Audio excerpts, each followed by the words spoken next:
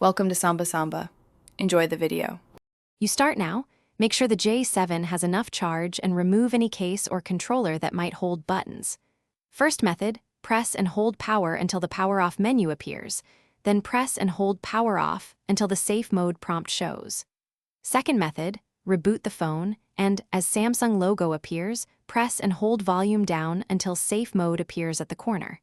Use whichever method works. This isolates third-party apps, so you can troubleshoot safely. Once in safe mode, you'll see only pre-installed apps.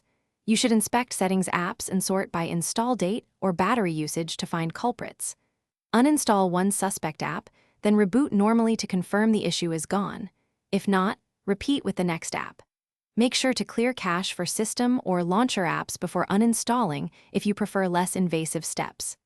This step-by-step isolation narrows a troublesome app without erasing personal data. To finish, simply restart the phone to exit safe mode and verify normal operation. Most times, removal of a problematic app fixes it. If safe mode keeps returning, boot to recovery and wipe the cache partition to remove corrupted temporary files. Only consider a factory reset if nothing else works, since that erases data. If you still see safe mode after those attempts, contact Samsung support or a certified technician. Hardware button faults or system corruption may require professional repair. Thanks for watching. Consider subscribing if we helped you.